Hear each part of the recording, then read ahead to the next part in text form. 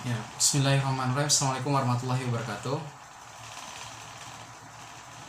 Alhamdulillah, pada kesempatan hari ini saya akan menjelaskan terkait persoalan tugas resensi buku Human Capital Development. Buku ini ditulis oleh Dr. Andus Edi Jusriyadi SEMM dan Bapak Profesor Dr. Andus Haji Abdul Rahman Rahim SEMM. Dan ini menjadi tugas mata kuliah manajemen sumber daya manusia. Dan tugas resensi ini dibuat sebagai tugas kelompok. Dan alhamdulillah yang menyusun resensi buku ini saya atas nama Muammar dengan saudari Risnawati, anggota kelompoknya saya. Alhamdulillahirabbil alamin. Wassalatu wassalamu ala asrofil anbiya wal mursalin wa ala alihi wa sahbihi azmain amma ba'd. Pertama-tama puja dan puji syukur hanya milik Allah Subhanahu wa taala. Dialah Tuhan yang telah memberikan rahmat dan karunia kepada kita sehingga pada kesempatan hari ini di tengah merajalelanya wabah Covid-19 kita masih bisa menjalankan aktivitas ilmiah guna mencapai tujuan yang kita inginkan. Semoga penyakit dan wabah-wabah yang masih ada sampai hari ini cepat berhenti dan kita bisa kembali beraktivitas dan kuliah seperti biasa di kampus tercinta Universitas Muhammadiyah Makassar. Sebagai hamba yang beriman, sebagai hamba yang beragama, dan sebagai hamba yang berilmu pula, sepantasnya kita mengucapkan selawat dan salam kepada baginda kita Nabi besar Muhammadin sallallahu alaihi wasallam. Beliau yang dijuluki sebagai tokoh revolusioner sejati kita.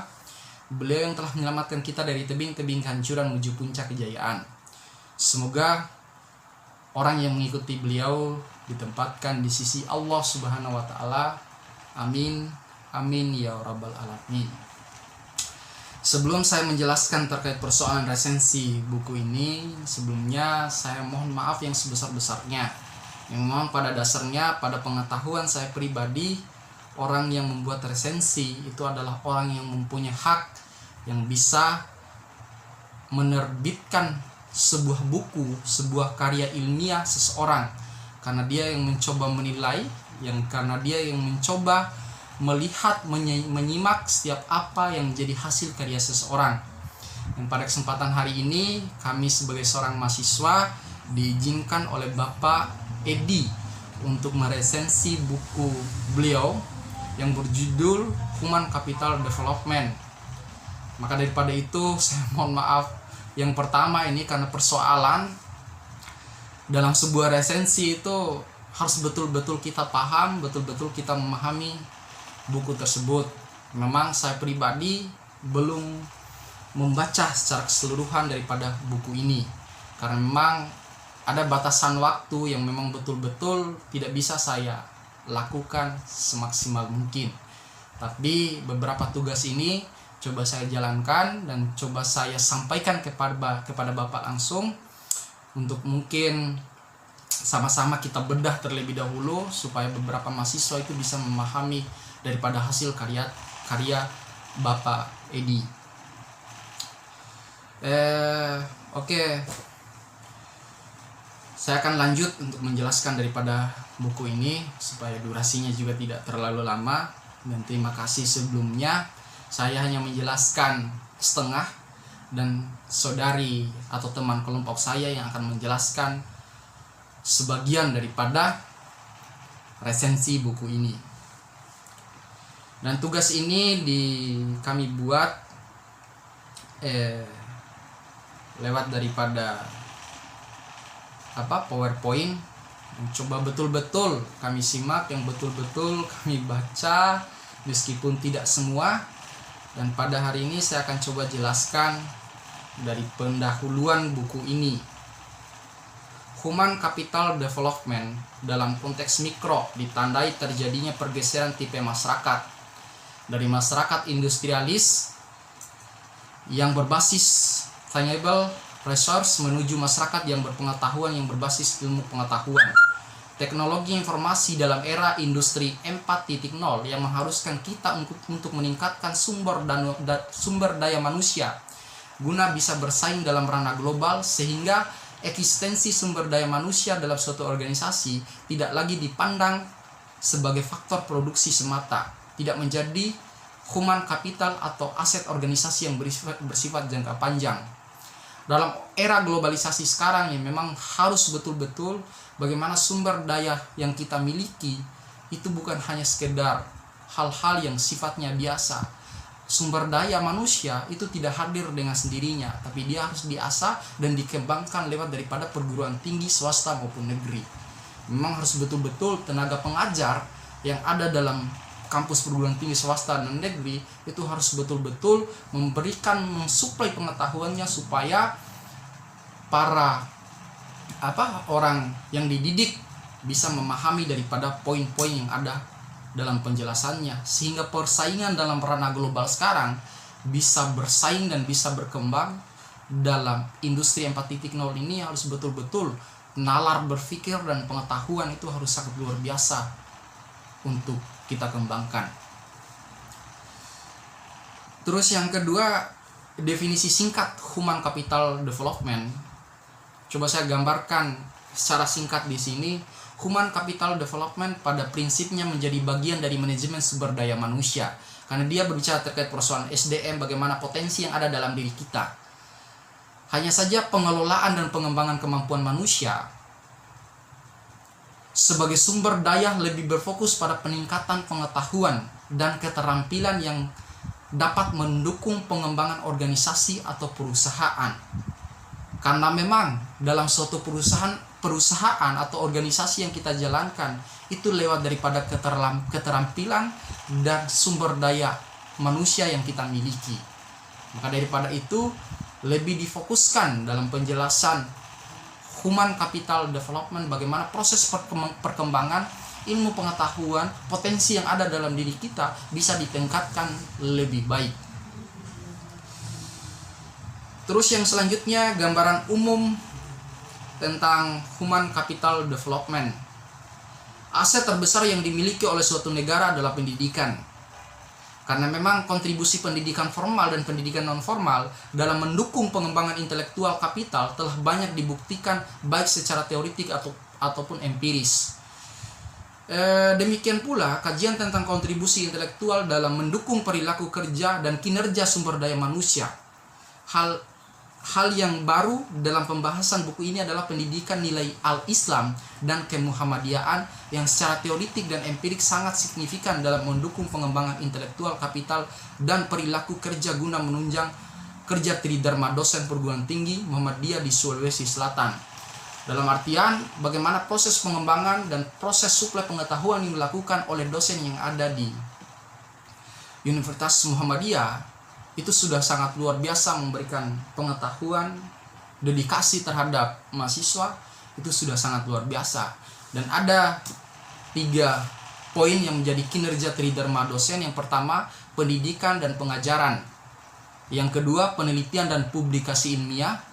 Dan yang ketiga ini pengabdian kepada masyarakat.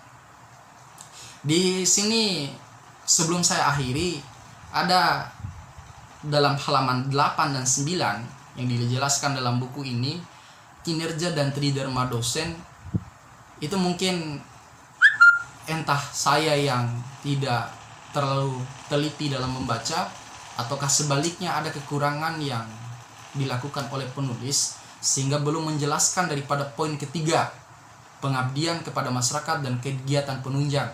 Dan itu yang akan disampaikan oleh saudari saya atau anggota kelompok saya nanti, Saudara Risnawati, yang mencoba menjelaskan tambahan daripada beberapa penjelasan yang ada dalam resensi buku Human Capital Development. Mungkin itu saja yang bisa saya sampaikan, lebih dan kurangnya saya mohon maaf. Saya berharap dedikasi dan didikan yang sangat luar biasa dari dosen bisa diterapkan semaksimal mungkin guna potensi yang kita miliki bisa berkembang, bisa berdaya saing karena global, dan bisa betul-betul menjadi orang yang berguna untuk bangsa dan negara. Lebih dan kurangnya saya mohon maaf. Wabillahi taufiq wal hidayah. Assalamualaikum warahmatullahi wabarakatuh. Bismillahirrahmanirrahim. Assalamualaikum warahmatullahi wabarakatuh. Perkenalkan, nama saya Risnawati. Saya di sini akan melanjutkan pemaparan dari rekan saya, Saudara Muammar, terkait dengan resensi buku Human Capital Development. Oke, langsung saja. Di sini saya akan membahas tentang keunggulan dan kelemahan dari buku Human Capital Development tersebut.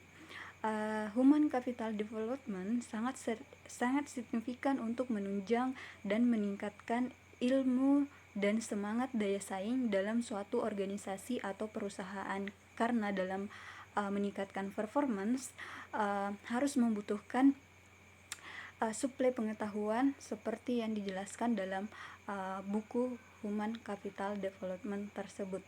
Adapun poin-poin yang akan saya jelaskan terkait dengan keunggulan dari buku Human Capital Development itu terdiri atas 3 poin.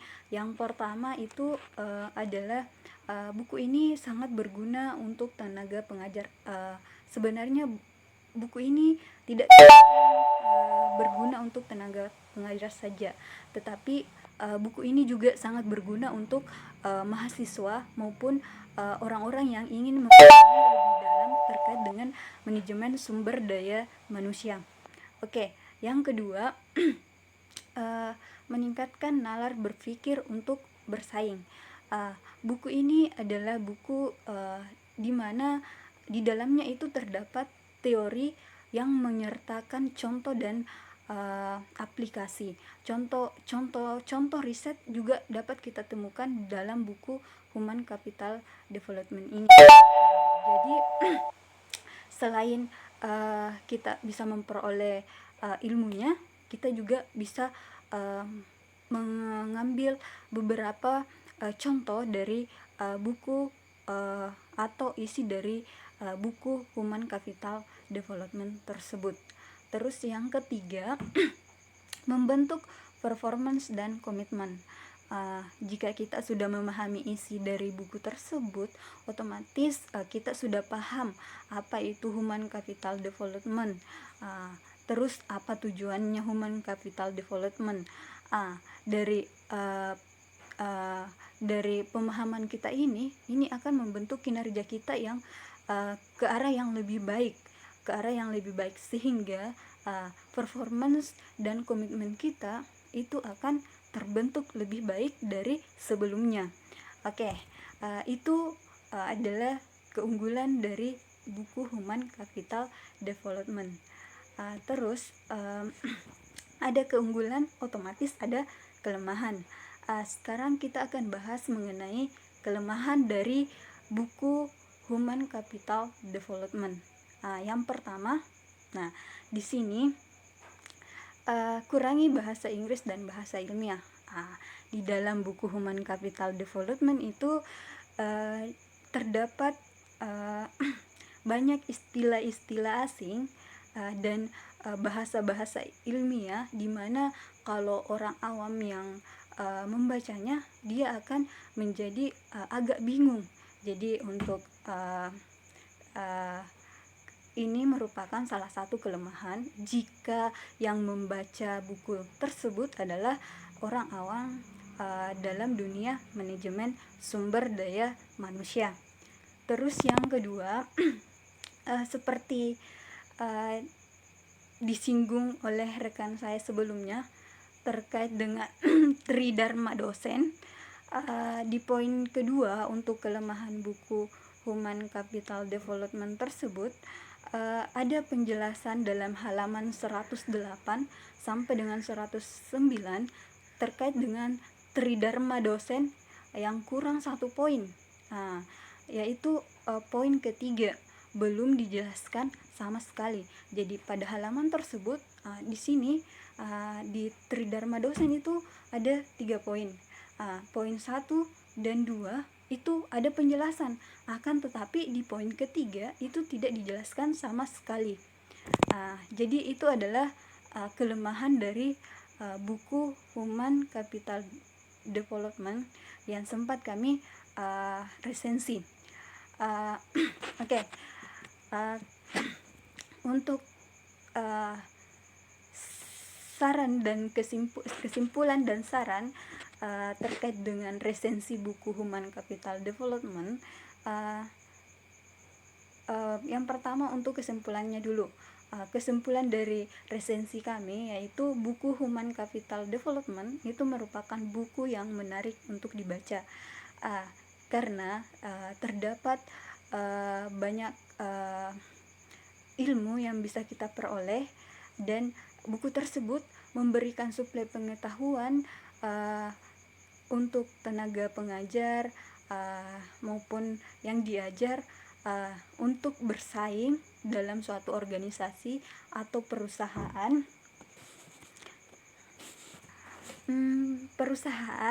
guna mencapai tujuan yang kita inginkan.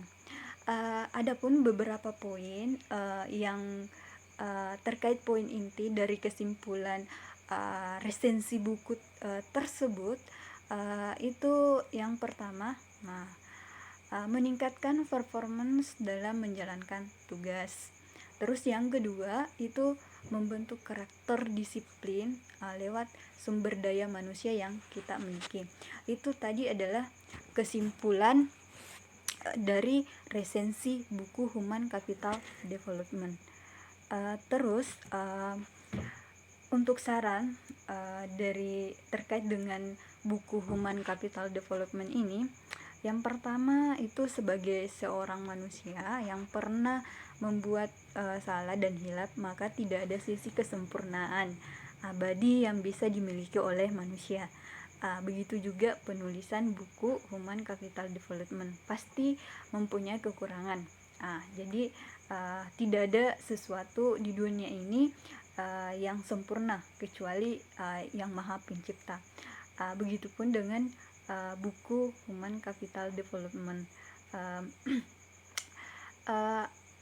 Di sini saran yang kami berikan terkait dengan resensi buku yang Human Capital Development ini, yang pertama itu mempermudah kosakata dan menempatkan kalimat yang mudah untuk dipahami, karena meskipun buku ini ditujukan lebih khusus kepada mahasiswa strata 1, strata 2 ataupun strata 3, tetap akan ada kesulitan yang buat kita tidak mengerti pada penjelasan dalam buku tersebut. Terus yang kedua, saran yang kedua itu meneliti dan menyimak kembali setiap tulisan atau kata yang sudah kita ketik dalam buku Human Capital Development ini, supaya tidak lupa melampirkan penjelasan dalam buku tersebut. Di sini terkait dengan sama kasus yang tadi, terkait dengan istilah-istilah asing, mungkin ada penjelasan yang lebih terkait dengan istilah tersebut. Oke, mungkin sekian dari kami. Terima kasih atas kesempatannya menonton video resensi dari kelompok kami.